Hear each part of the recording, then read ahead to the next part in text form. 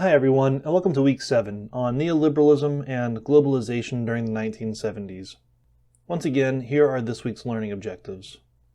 Reading 1 is yet another selection from Sam Moyne. The first chapter in the selection gets to the crux of his argument, which is that the human rights breakthrough in the 1970s emerged in the wake of collapsing ideological alternatives, such as Marxism and anti-colonialism.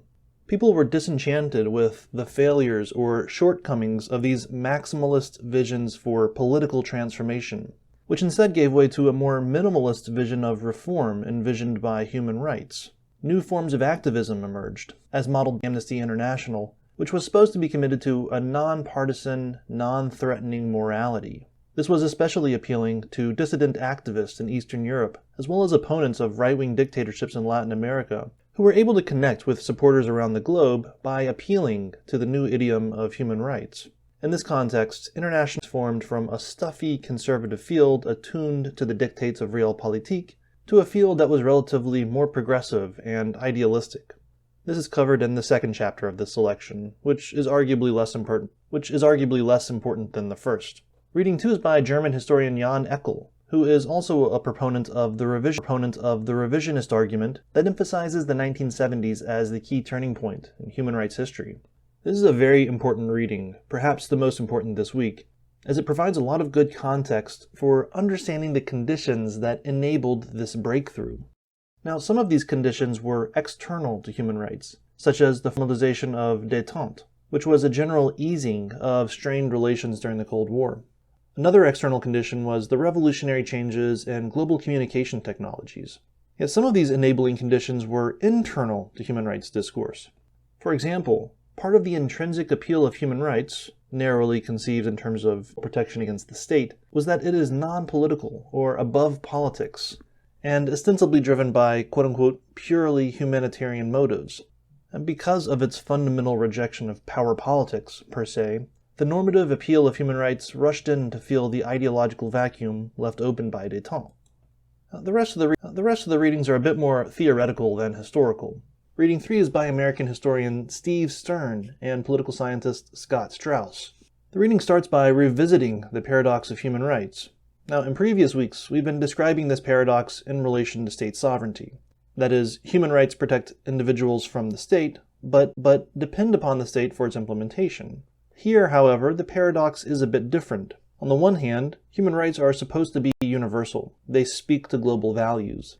Indeed, an enormous part of their appeal is that human rights are supposed to transcend politics. On the other hand, human rights are only realized in specific circumstances, exist at the local level. Indeed, for human rights to be effective, they have to be vernacularized. They have to make sense to people in their everyday languages. This global-local interface is crucial to understanding human rights in relation to globalization. Reading 4 is co-authored by several US-based political scientists, and it provides a more in-depth look at the concept of globalization in relation to human rights.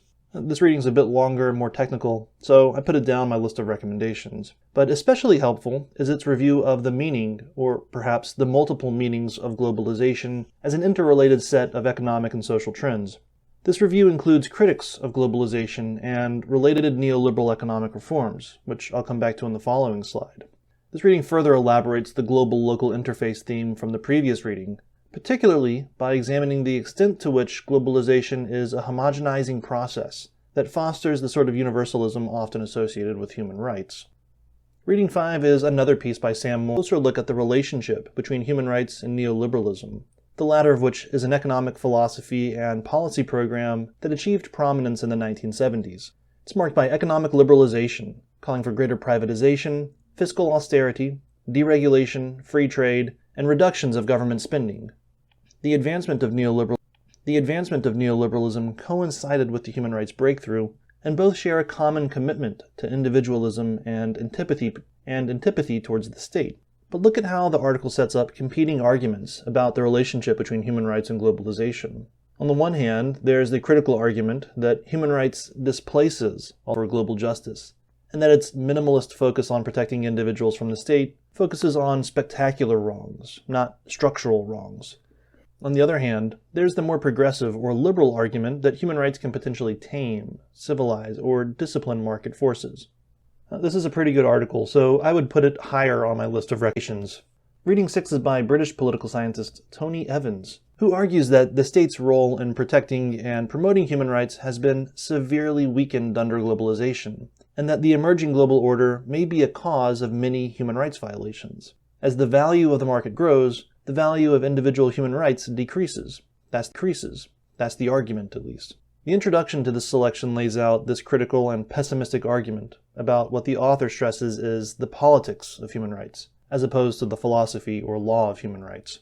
Chapter 4 provides a more in-depth analysis of the relationship between the global political economy and human rights, focusing on some example-related human rights violations.